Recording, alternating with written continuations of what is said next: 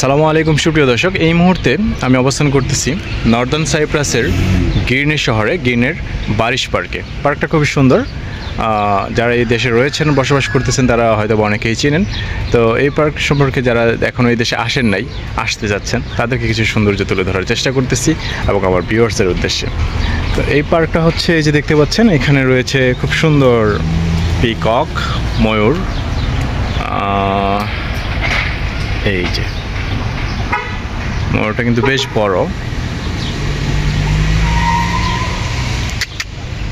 Hello,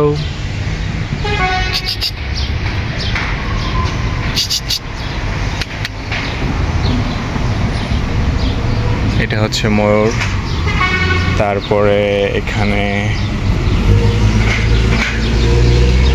এই যে ছোট ময়ূরগুলো এখানে বসে আছে,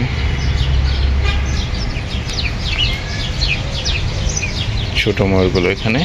এই পার্কের মধ্যে তারা কিন্তু আবার হাঁস মুরগিও সাজায় রাখছে। এই যে দেখুন, রাজা হাঁস। এটাকে হচ্ছে কি লেখা আছে এখানে, খাস গোজে গির্নে বেলে দিয়েছি। এই যে দেখুন, এখানে হাঁসগুলো সাজানো রয়েছে, রাজা হাঁস আমরা যেগুলো বলি। রয়েছে আমাদের দেশি মুরগি, এই যে আমাদের দেশি মুরগি।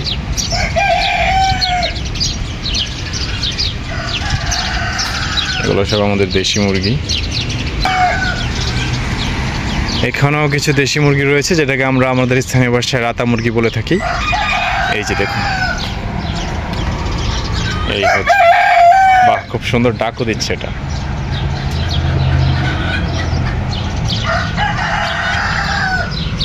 আরও মুরগি রয়েছে ওইদিকে। এখানে বাচ্চাদের খেলা করার জন্য রয়েছে এগুলো।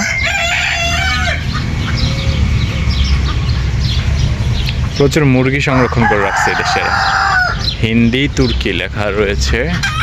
তারপর রয়েছে গোস তাওক বান্তাম চিকেন। এই যে সব আমাদের দেশি মুরগি। বা এখানে আবার ছাগলও রয়েছে, একটা ছাগল। আর এই যে দেশি মুরগিটার অবস্থা দেখে, বেশ বড়। আর একটা ছাগল রয়েছে যে অনায়াসে ঘুমাচ্ছে। এখানেও রয়েছে ছাগল, চুপচাপ ঘুমাচ্ছে।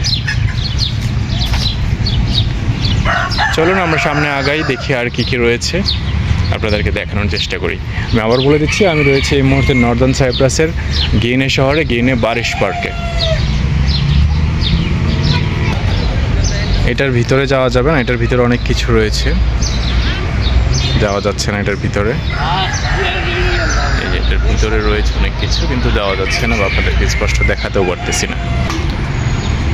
এখানে দেখতে পাচ্ছি অনেকে খেলাধুলা করতেছে, অনেকে যার যার মতো বসার জন্য জায়গা রয়েছে, হাঁটা চলার জায়গা রয়েছে, এবং এখানে অনেকে স্কুলের যে ছেলেমেয়েরা আছে তারা খেলাধুলা করতেছে। এই হচ্ছে পুরো পরিবেশটা, খুব সুন্দর। রয়েছে এদিকে পাহাড়, এবং এদিকে রয়েছে একটা ক্যানেলের মতো করা, কিন্তু এটাতে পানি নেই। এই হচ্ছে পরিবেশটা, সব মিলিয়ে খুব সুন্দর একটি পরিবেশ, দেখার মতো। এবং এখানে একটা আইসক্রিম পার্লারও রয়েছে, যেখান থেকে হচ্ছে আইসক্রিম প্রিয় যারা আছে তারা আইসক্রিম নিতে পারে। আর জায়গায় জায়গায় এভাবে হচ্ছে ময়লা ফেলার জন্য ডাস্টবিনের ব্যবস্থা করা আছে। সব মিলিয়ে পার্কটি আমার কাছে ভালোই লেগেছে। আপনাদের কাছে কেমন লেগেছে পার্কটি এবং এই পরিবেশটি, তো আমাদেরকে অবশ্যই কমেন্টস করে জানাবেন। সো আবারও নতুন কোনো ভিডিওর অপেক্ষায়, ভালো থাকবেন। আসসালামু আলাইকুম।